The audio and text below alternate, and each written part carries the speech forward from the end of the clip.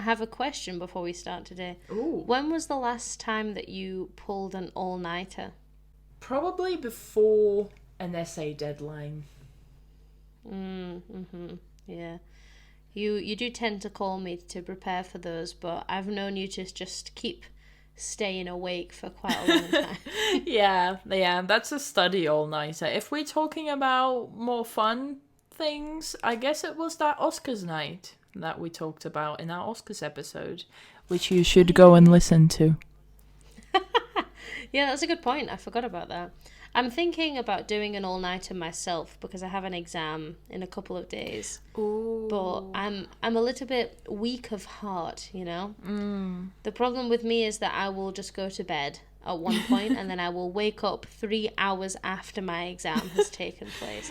And that's my fear. And I think for exams you need a fresh mind. I think pulling an all-nighter to write an essay, like, I think that's more of a, I don't know, in my mind it's just more logical because you just keep going and you're like, I want to get this done before the deadline. But for an exam you have to be fresh, you have to remember things. Yeah, true. And I always feel like the best way to remember stuff is by, you know, dropping the paper, dropping the book and just going to bed. Yeah. You always know more than you think, you know. Remember that, guys. True. Thank you, Anna. I think I needed that, actually. Yeah.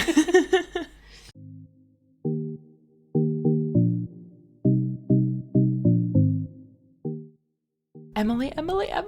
What? Next week, when we record our next episode, Uh-huh. you'll be here with me.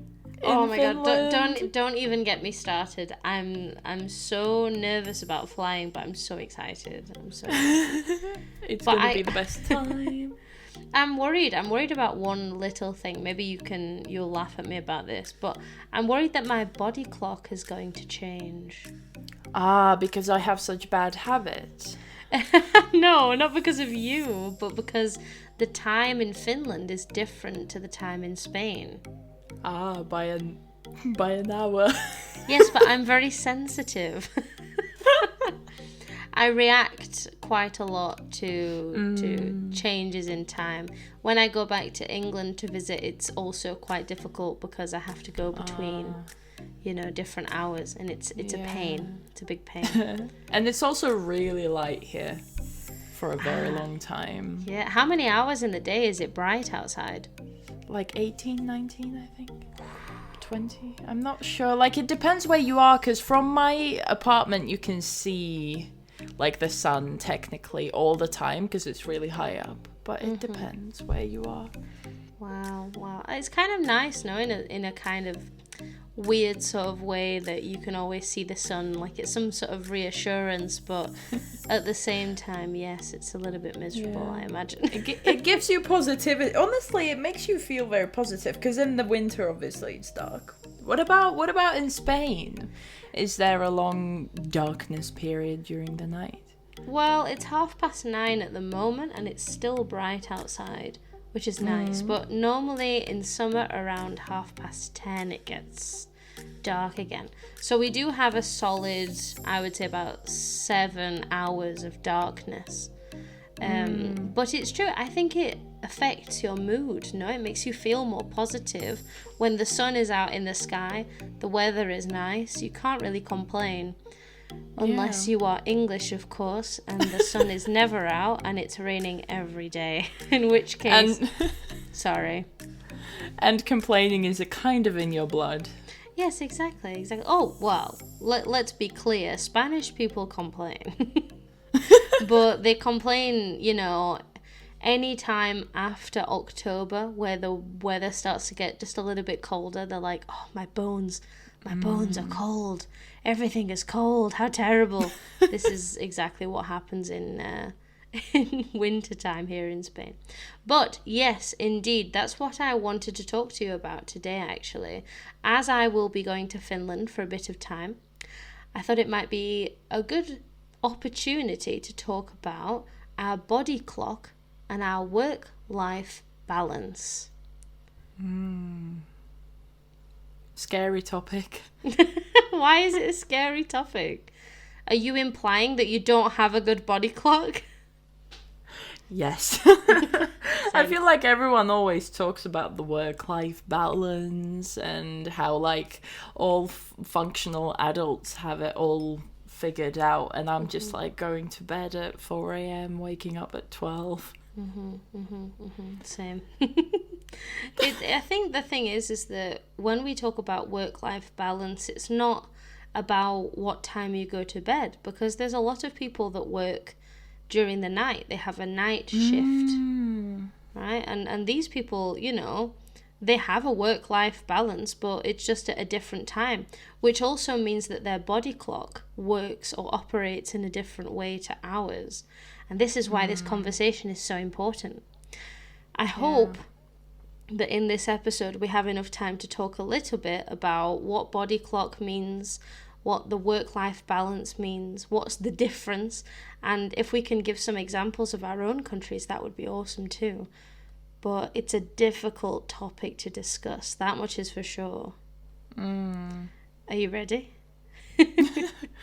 Kind of.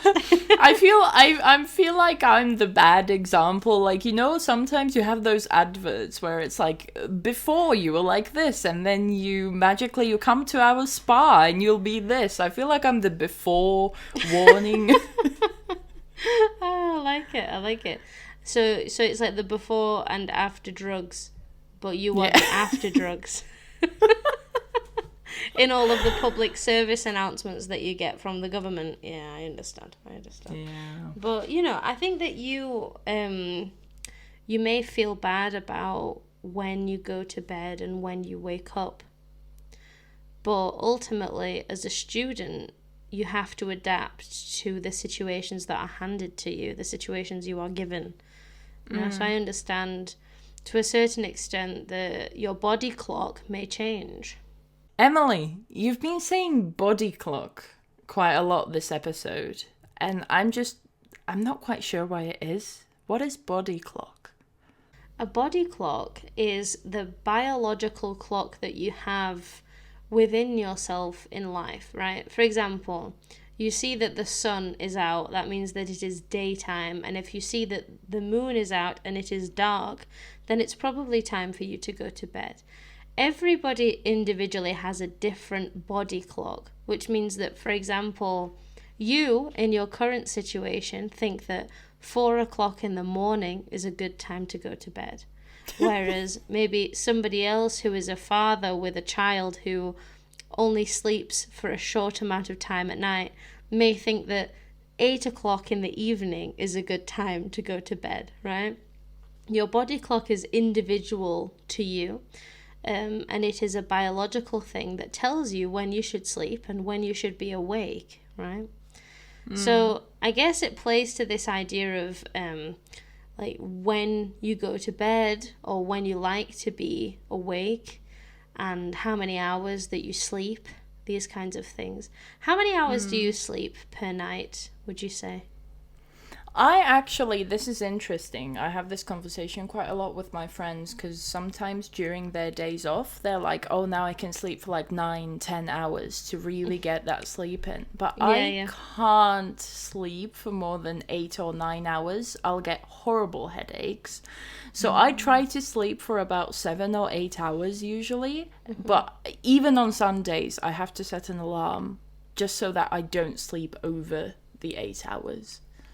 Wow, because you're worried about getting a headache if you stay in for longer. I'll just feel horrible, and it's mainly the headache. Like, it's almost like a migraine type of headache. Like, I'll take ibuprofen and it won't help.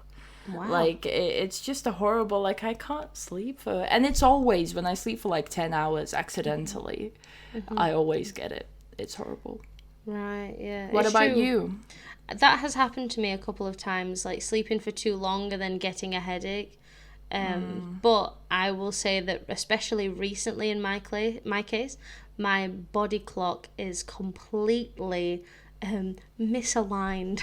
We could say it is completely destroyed, and I think this happens to a lot of students, a lot of workers, that your body clock changes because the things that you have to do change. No, I have some exams that are very early in the morning, so my body says, Emily, you have to study when my brain says, Emily, you need to sleep. And it's hard to choose which one is more important. So that is what's happening to me at the moment. I am the same as you, though. Sometimes I like to sleep a little bit extra and I don't get a headache. But in reality, I think I only sleep for maybe 6 or 7 hours a night. We were always told in England that you should sleep for 8 hours. And then when I was 18, there was a study that said that you should actually sleep for 9 hours if you are a student. Do you think that's true? Oh, that's very interesting. I think I've always been told that you should sleep for 7 to 8 hours, like 7.5 hours is like an ideal one. So that's very interesting. They never ever said below 8 for us. It was always 8 and that's it. There was no agreement. There was no like compromise between 8 and 7. No, it was either 8 and then it became 9. Why do you think that is? Why do you think that some countries say less and some countries say more? I don't know, honestly.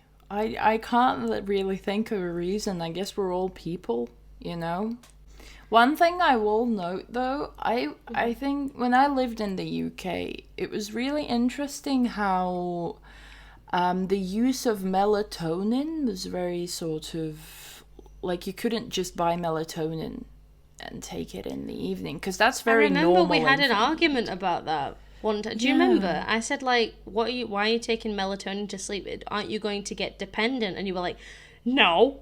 I was like, no? Are you sure? Like, it's true. In Britain, we don't take melatonin. And then when I came to Spain, you can buy melatonin in some places. And I was like... Here it's like it's everywhere. You just buy it. I mean, I don't take it at all usually. Sometimes when I'm like, I really want to sleep now and I know I won't be able to immediately fall asleep, I'll take it. And it's a very sort of normalized thing. And I think that's interesting that it's sort of in the UK, it's something that you can't just buy.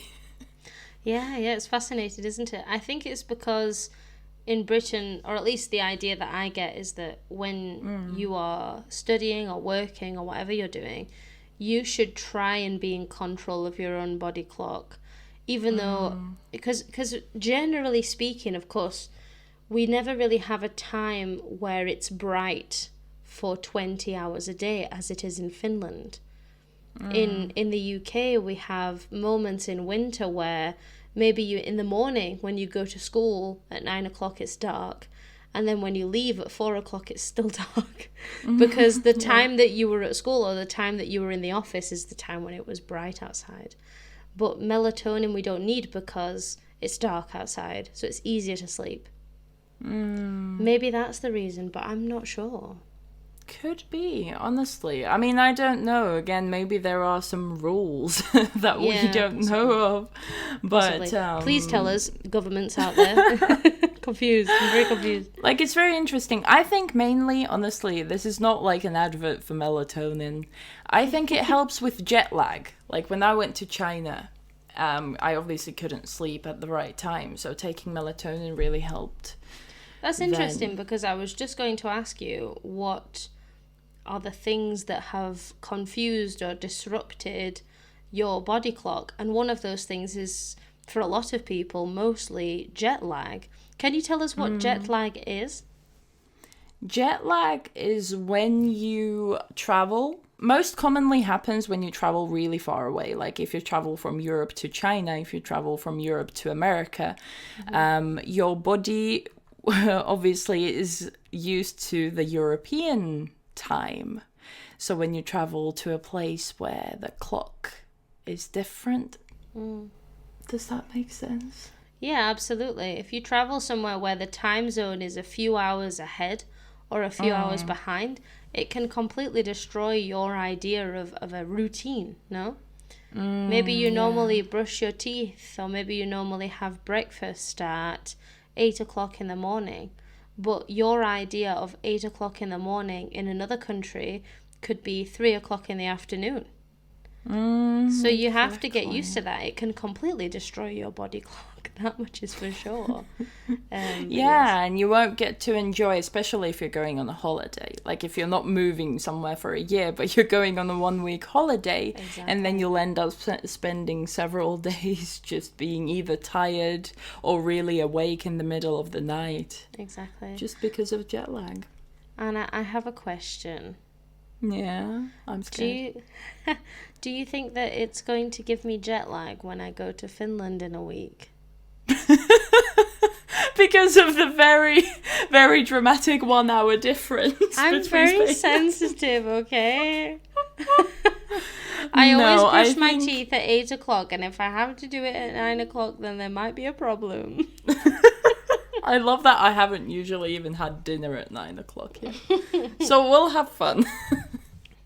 For sure. I mean, well, that's the thing. Your body clock can be dictated by jet lag, but if you move to another country, your body clock changes completely from completely different reasons. For example, in England, we go to bed at maybe 8 o'clock, maybe 7:30 when we're children, right? Not adults, clearly. But as a Spanish child, you have dinner at 9 o'clock. Whenever I explain this concept to my grandma, she always says, but how do you digest your dinner? And I say, well, I don't know.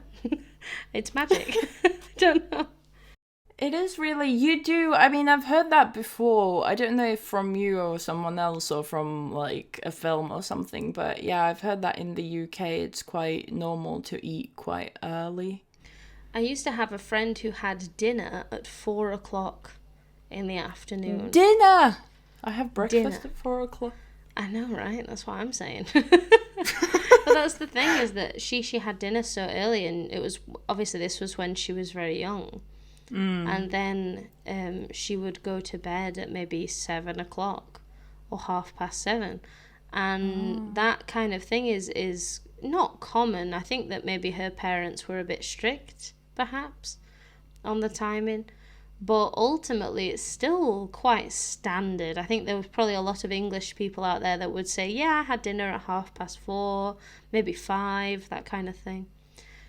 So your body clock can be dictated not only by jet lag if you travel, but by cultural norms. If there's a certain country that has rules that are completely different to your country's norms, then these things can destroy your body clock. Yeah, totally. Do you know what else can disrupt your body clock?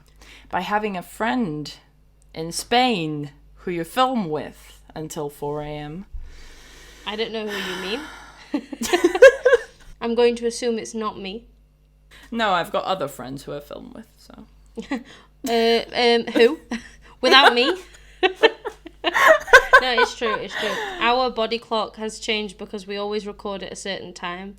But before we record, we have to gossip about the week first. So that has disrupted our body clocks. Another thing is stress, no? I mean, you know that this is a big one.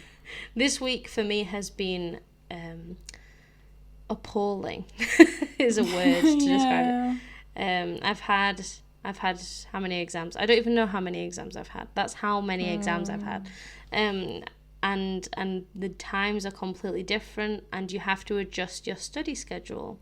Or your stress can be caused not only by exams, but by your job. And this is another thing that I wanted to talk about, is that not only is your body clock dictated by your studies as a student or your interests. Maybe you go nightclubs a lot and party until 6 o'clock in the morning, I don't know. But lots of adults that have jobs complain about the lack or the presence of their work-life balance.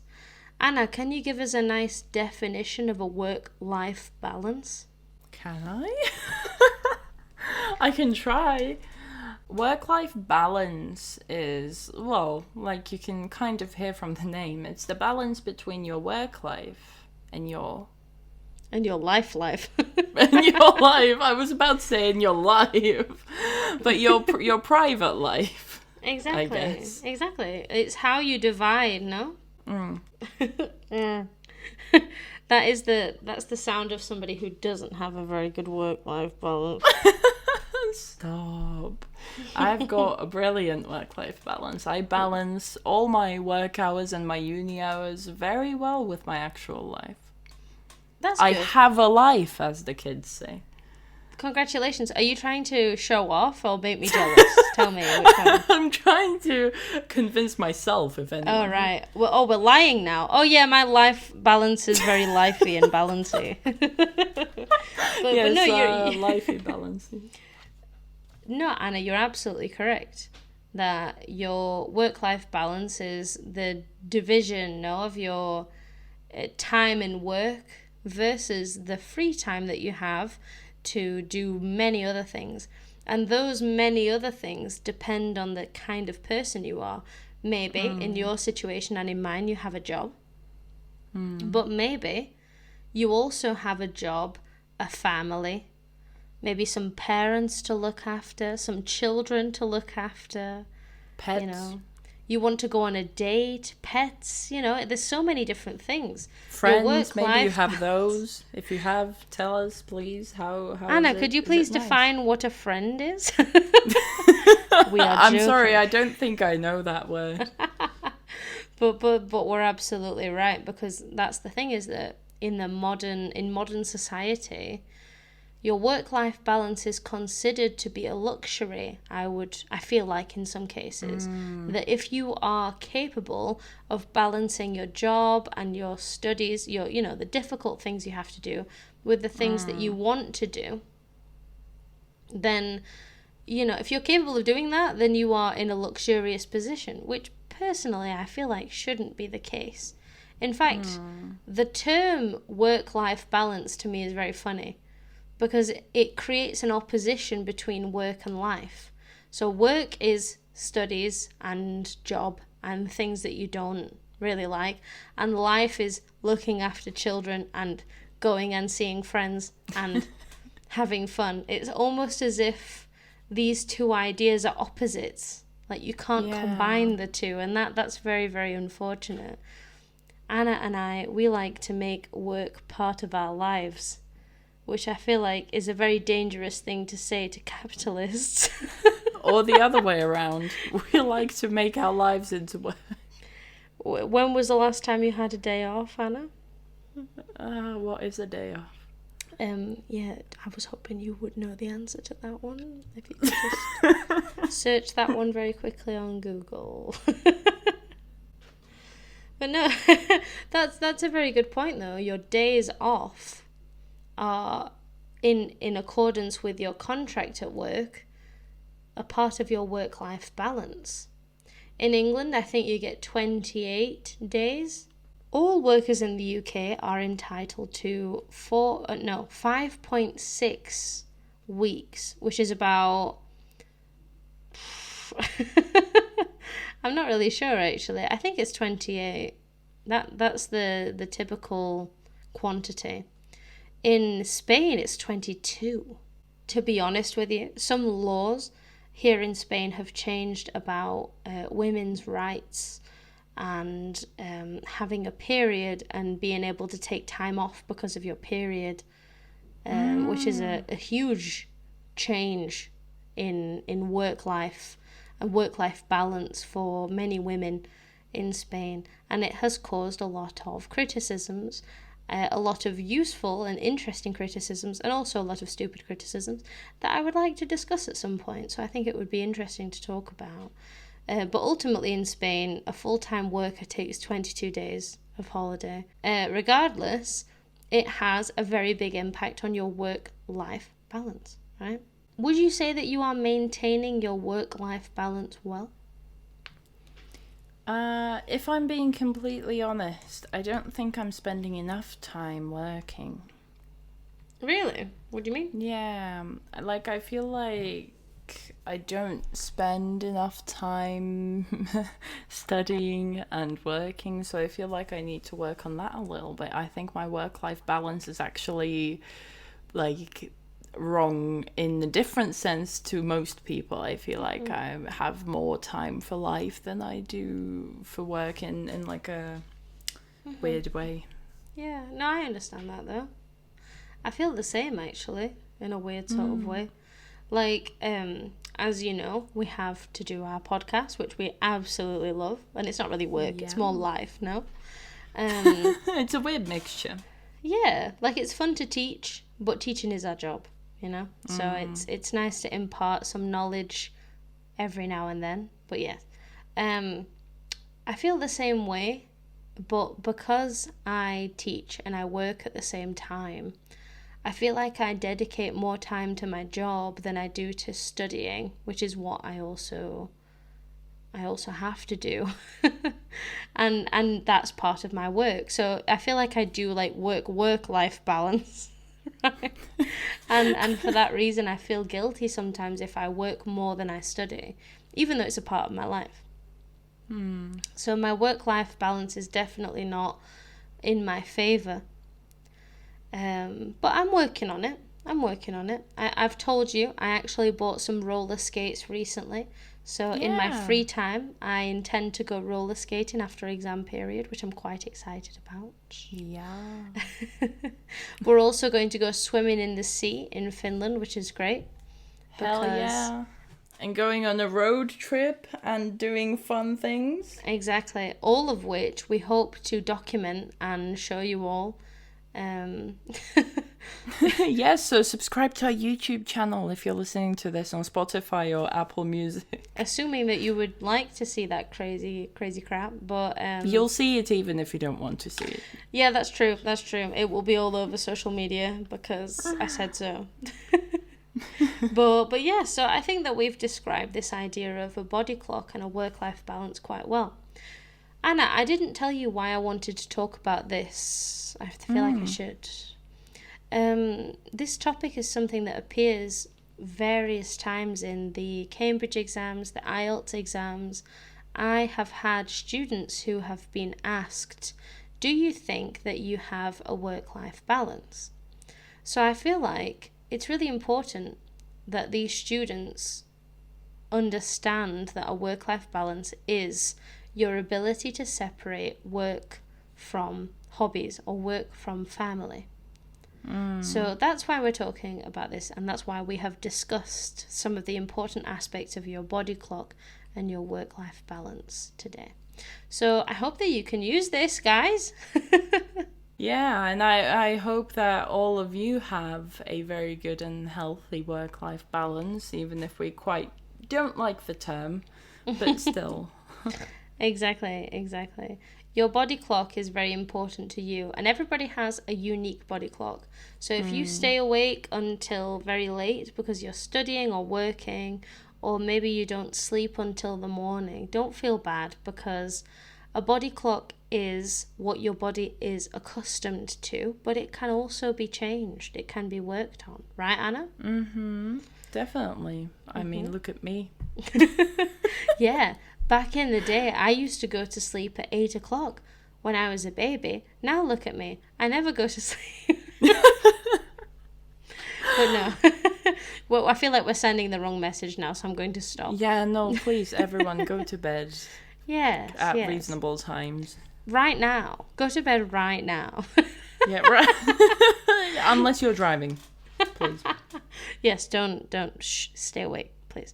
But we hope that this gives you a new perspective on your lifestyle, your way of life, and we'll see you soon. I guess I'll see you in Finland. Oh my god. See you later, Anna. See you. Bye. Moi moi.